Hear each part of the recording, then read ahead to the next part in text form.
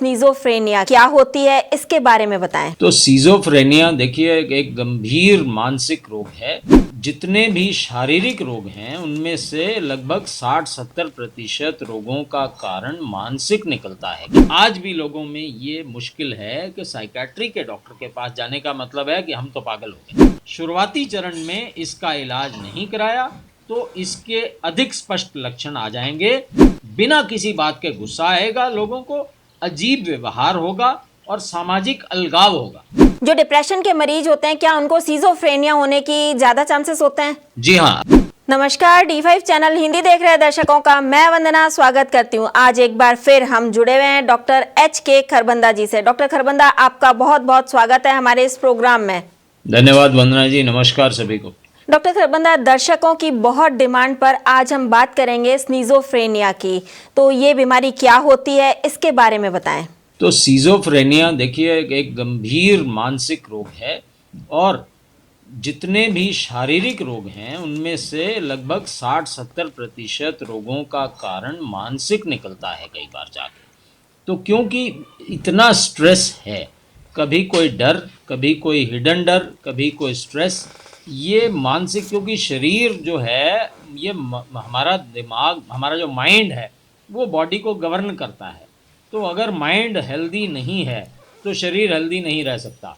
इसलिए तो माइंड को स्वस्थ रखना बहुत ज़्यादा ज़रूरी है। और सिजोफ्रेनिया तो एक गंभीर दिमाग का विकार है जो व्यक्ति की सोचने, काम करने और भावनाओं को अभिव्यक्त करने, वास्तविकता अपनाने और लोगों से संबंध रखने की क्षमता को कम कर देता है। इतना गंभीर सिजोफ्रेनिया रोग माना जाता है। देखो, सिजोफ्रेनिया में एक व्यक्ति की इमेजिनेशन करने की बात और वास्तविकता की बात में डिफरेंस करना ख़त्म हो जाता है, उसका बोध नहीं कर पाता वो। जो सिजोफ्रेनिया से ग्रस्त लोग होते हैं अक्सर समाज के काम, स्कूल और रिश्तों में हर जगह उनको समस्याएं आती हैं। तो सोशल होना उनको बड़ा मुश्किल हो जाता है, वो कट जाते हैं। जो सिजोफ्रेनिया से ग्रस्त लोग हैं वो लोगों को डरा हुआ महसूस कर सकते हैं। वो उनको लगता है कि डर, उनमें डर बैठ जाता है, वो पब्लिकली हट जाते हैं।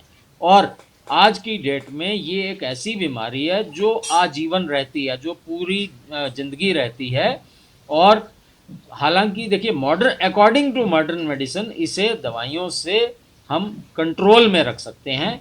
क्योर वाला शब्द इसमें मॉडर्न मेडिसिन के हिसाब से नहीं होता, लेकिन आयुर्वेद, नेचुरोपैथ और होम्योपैथी, जितने भी हमारे अल्टरनेट सिस्टम ऑफ मेडिसिन हैं, वो इसी बात पे हैं कि देखो, माइंड को भी स्वस्थ काउंसलिंग प्लस दवाइयों से रखा जा सकता है और रिसर्चेज इसमें चल रही हैं।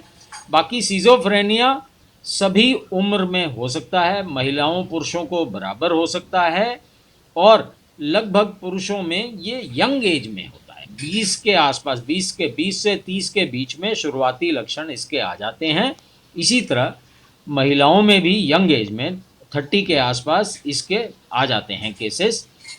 आपने मेरे से पूछा कि भारत में सिजोफ्रेनिया कितने लोगों को और कितने, क्या इसका इंसिडेंस है। तो इसका जो प्रसार है, लगभग 1000 में से 3 लोगों को सिजोफ्रेनिया मिलता है और पुरुषों में ज़्यादा आम मिलता है महिलाओं के मुकाबले में, और पुरुषों को कम उम्र में प्रभावित करता है। महिलाओं में जो इसकी एवरेज एज है वो थोड़ी ज़्यादा है और पुरुषों में जो एवरेज एज है वो थोड़ी ज़्यादा है। तो ये है सिजोफ्रेनिया। आगे इसके कुछ और प्रकार होते हैं, जैसे कि पैरानॉइड सिजोफ्रेनिया, अव्यवस्थित schizophrenia, disorganize schizophrenia, catatonic schizophrenia, residual schizophrenia. ये कई तरह के होते हैं, लेकिन लगभग सभी में इसके सिम्टम्स एक जैसे होते हैं। तो मैं आपको ये बता देता हूँ कि इसकी स्टेजेस क्या हैं। स्टेजेस बहुत इंपॉर्टेंट हैं। एक तो शुरुआत में, जब शुरुआत होती है तो पीड़ित व्यक्ति को अपने व्यवहार में कोई बदलाव नहीं महसूस होता, क्योंकि परिवर्तन बहुत मामूली होता है। तो आप ऑब्जर्व नहीं कर पाते कि आपको कोई बीमारी है। आमतौर पर रोगी से संबंधित लोग वो बताते हैं कि उसके व्यवहार में कुछ चेंजेस आ रहे हैं। तो अगर आपके व्यवहार, आपको किसी के व्यवहार में थोड़ा उनका मूड स्विंग्स, मूड डाउन हो, चिंता हो, घबराहट हो और उनमें सामान्य और असामान्य दिशा में उनकी मेंटल स्टेट में आपको चेंज दिखे, तो उसके नज़दीक नज़दीक आने जानने वाले लोग उसको पिन पॉइंट कर सकते हैं, या उसके घर वालों को बोल सकते हैं कि आपके रिश्तेदार को या आपके जानने वाले को लग रहा है कि कोई मानसिक विकार है, आप उसकी जांच कराएं। देखिए वंदना जी, इसमें सबसे बड़ा पब्लिक मैसेज यही है कि लोग मानसिक विकारों को छुपा लेते हैं, डर जाते हैं कि हम समाज क्या कहेगा, लोग क्या कहेंगे। ये हमने हटाना है लोगों में, जो डर बैठा हुआ है। बीमारी अलग है, बीमारी का डर अलग है।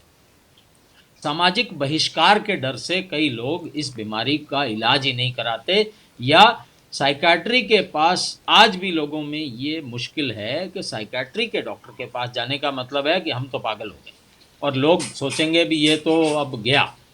तो ऐसा कुछ नहीं है। जैसे ये शरीर बीमार होता है, उसी तरह मन भी बीमार होता है, और जब मन बीमार होता है तो उसको मन के डॉक्टर के पास जाना पड़ता है, ताकि वो उसको डायग्नोज करें। उसको ये टैबू नहीं है, इस टैबू से हटाना आपका और मेरा फ़र्ज़ है। हम इस टैबू से हटाएं ताकि लोग अपने मानसिक स्वास्थ्य को जांचने के लिए उसके विशेषज्ञ के पास तो जाएं, और वहाँ जाएंगे तो आपको पता लगेगा। तो ये शुरुआती चरण में आपके नज़दीक वाले आपको देखते हैं, और अगर आपने शुरुआती चरण में इसका इलाज नहीं कराया तो इसके अधिक स्पष्ट लक्षण आ जाएंगे। बिना किसी बात के गुस्सा आएगा लोगों को, अजीब व्यवहार होगा और सामाजिक अलगाव होगा। आप फंक्शन अटेंड नहीं करेंगे, आपके घर में शादी होगी, आप कमरे में बंद रहेंगे, या आपके ऑफिस का फंक्शन होगा, आप कटे कटे रहेंगे, सबसे पीछे बैठेंगे, कोशिश करेंगे उस दिन छुट्टी ले लें, उस दिन जाना ही ना पड़े। किसी तरह जाना पड़े तो आप बाथरूम में बंद कर लेंगे अपने आप को। ऐसा ये मरीज, जब ये दूसरा चरण आ जाता है तो ये व्यवहार होता है।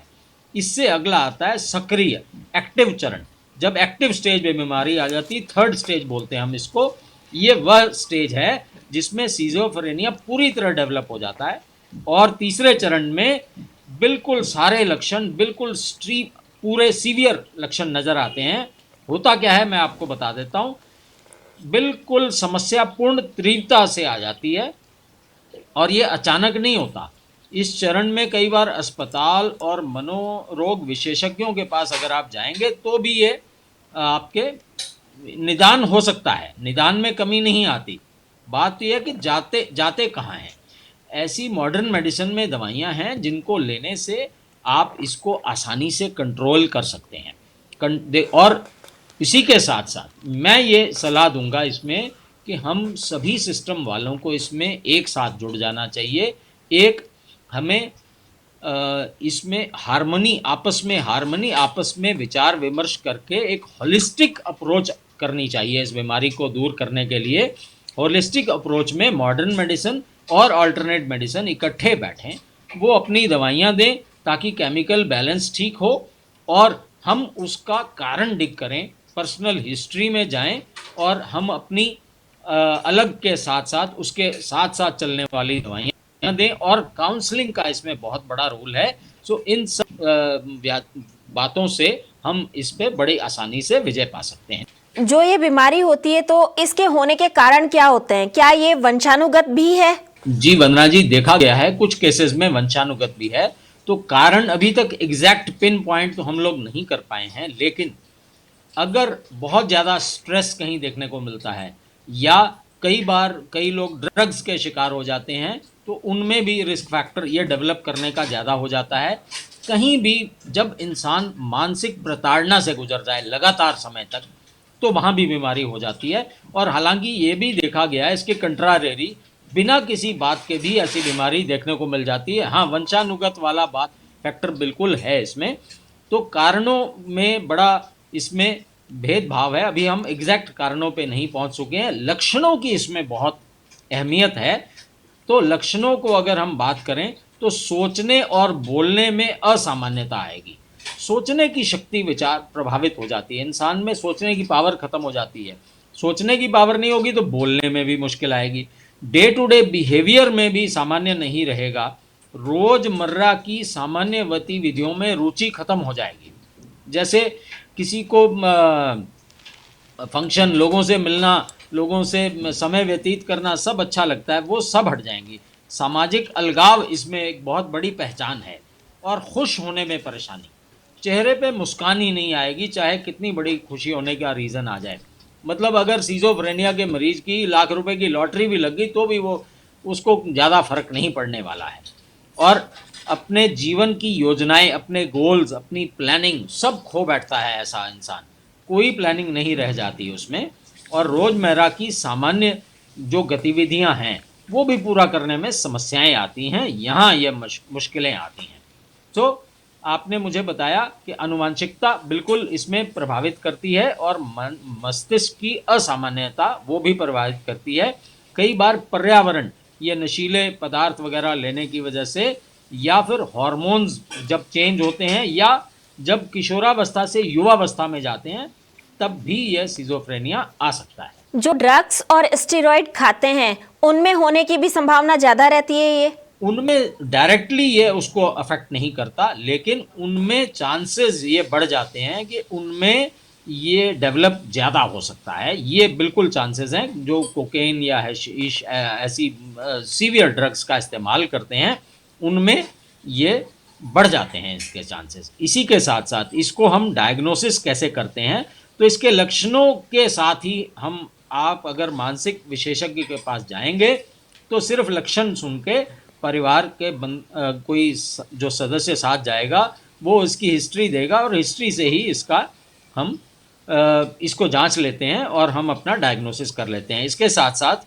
इसमें काउंसलिंग और दवाइयाँ, मॉडर्न मेडिसिन में तो दवाइयाँ दी जाती हैं, लेकिन वो क्या करते हैं, भ्रम और मति भ्रम और सोचने की समस्याओं के लक्षणों को ये आराम देती हैं और फौरी तौर पे जो व्यक्ति है वो अपने आप को लगभग सामान्य पा लेता है, लेकिन दवाइयाँ काफ़ी लंबे समय तक चलती हैं।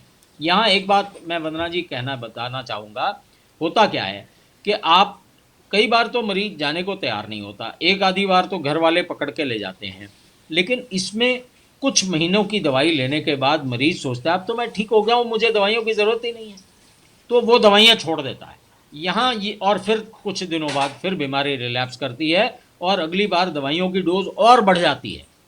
तो ये यहाँ बिना, ये एक मैसेज, बहुत स्ट्रॉन्ग मैसेज मैं देना चाहता हूँ कि बिना आप चिकित्सक की आज्ञा के ये दवाइयाँ कभी ना छोड़ें। अपनी मर्जी से डॉक्टर ना बने, ना अपनी मर्जी से आप इसकी दवाइयाँ शुरू करें, ना अपनी मर्जी से इसकी दवाइयाँ ख़त्म करें। हाँ, ये होलिस्टिक ट्रीटमेंट वाली बात मैंने आपको सजेस्ट की है आपके प्लेटफॉर्म के थ्रू। मैं सभी को मैसेज ये देना चाहता हूँ कि सारे मिल के हम इसका इलाज करें तो हम बड़ी आसानी से सीजोफ्रेनिया को जीत सकते हैं। जिनको सीजोफ्रेनिया होता है उनको क्या सावधानियां रखनी चाहिए, या उनके परिवार वालों को क्या सावधानियां रखनी चाहिए? जी हाँ, उनके परिवार वालों को सावधानियां रखना बहुत आवश्यक है। जिनको हो जाता है उनको पहले तो समझ ही नहीं होती, और फिर जब समझ होती है तो वो इतनी क्षमता में नहीं होते, वो खुद को प्लान ही नहीं कर पाते। तो सबसे पहले उनको अकेले नहीं छोड़ना है, क्योंकि अगर आप अकेले छोड़ देंगे तो उसमें रिस्क होगा। अभी पिछले कुछ दिनों पहले बहुत चर्चित रहा यहाँ सुशांत वाला केस, उसमें सुशांत सिंह राजपूत, जिन्होंने की आत्महत्या कर ली थी। जी जी जी जी। अब अभी तक उनमें ये स्पष्ट ही नहीं हो पाया कि वो आत्महत्या थी या हत्या थी, खैर जो भी है, लेकिन वो सिजोफ्रेनिया के मरीज थे और ट्रीटमेंट चल रहा था उनका। तो यहाँ ये बिल्कुल प्रूव होता है कि इसमें परिवार वालों को सावधानी बरतनी पड़ेगी। परिवार वालों को डॉक्टर के पास उनको ले जाना लाजमी है। और एक बात देखिए, इस महामारी ने हमें यह सिखा दिया है कि हम टेली कंसल्ट के थ्रू कहीं भी बैठे, इवन गांव में बैठे, भारत के या विश्व के बड़े से बड़े डॉक्टर को संपर्क कर सकते हैं।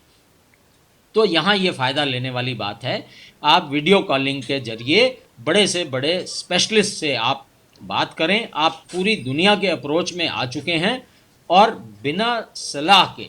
तो यहाँ परिवार वालों से एक ही मैसेज है, एक तो कोशिश करें कि उनको अकेला न छोड़ें। अकेला छोड़ें तो ऐसे जो साधन हैं जिनसे कोई व्यक्ति, अगर किसी ने, हाँ एक बात और है, मरीज की बातों को घर वाले बड़े सीरियस लें। अगर कोई ऐसा मरीज बोलता है कि मेरा दिल कर रहा है कि मैं आत्महत्या के लिए अटेम्प्ट कर लूँ, तो उसको हमें सीरियसली लेना पड़ेगा और उसकी दवाइयों की डोज बढ़ानी पड़ेगी। देखिए, मॉडर्न मेडिसिन को भी हम इसको नकार नहीं सकते हैं, उनकी भूमिका बहुत अहम है। जहाँ उनकी ज़रूरत है एकदम से कंट्रोल करने के लिए वही काम आती हैं। तो उन तभी बार बार मैं यही कहता हूँ कि उनका भी रोल है और उनसे पूछे बिना दवाई न बंद की जाए, ये मैसेज है घर वालों। जो डिप्रेशन के मरीज होते हैं, क्या उनको सिजोफ्रेनिया होने की ज़्यादा चांसेस होते हैं? जी हाँ, अवसाद वाले मरीज या डिप्रेशन वाले मरीजों की नेक्स्ट स्टेज ये पहुंच सकती है, बिल्कुल हो सकती है। इसीलिए मानसिक रोगों को गंभीरता से लेना चाहिए। भारत में अभी भी हम लोग मानसिक रोग होने की बात, एक तो अगर यदि मुझे हो रहा है तो मैं अपने घर वालों से छिपाऊंगा, अगर घर वालों को पता लग जाएगा तो वो समाज से छिपाएंगे। तो ये बहुत बड़ा टैबू है, इस टैबू को दूर करने की ज़रूरत है। जो मानसिक रोग है वो भी शरीर की तरह एक रोग है और उसके स्पेशलिस्ट डॉक्टर अवेलेबल हैं और वो ट्रीटेबल है। ये असली मैसेज है जो आपको आज ये हम आपके चैनल के थ्रू, और देखिए होम्योपैथी में इसमें बड़ी बहुत शानदार दवाइयाँ उपलब्ध हैं। इग्नेशिया नामक एक दवाई है, अगर आपको कोई सडन शॉक आए वो आप दे दीजिए, आपको शॉक के आफ्टर इफेक्ट्स खत्म हो जाते हैं इमीडिएटली, विद इन 1 डोज ये अफेक्ट करती है। इतनी शानदार दवाई। इसी तरह कई सारी ऐसी दवाइयाँ हैं, नैट्रम्यूर है, अवीना सटाइवा है और ओलेंथिक रोकाटा है, पैसीफ्लोरा है। ऐसी कई दवाइयाँ हैं जो हमारे मस्तिष्क को शांत कर देती हैं, काफ़ी हद तक ये हेल्प कर सकती हैं। डॉक्टर खरबंदा, आपने बहुत ही अच्छा मैसेज दिया कि सभी को, जिनको कि डिप्रेशन की बीमारी हो या सिजोफ्रेनिया हो, सबको साइकोलॉजिस्ट के पास जरूर जाना चाहिए। आप हमारे साथ जुड़े, आपका बहुत बहुत धन्यवाद। धन्यवाद वंदना जी। अगले एपिसोड में आपसे फिर मुलाकात होगी, तब तक के लिए नमस्कार।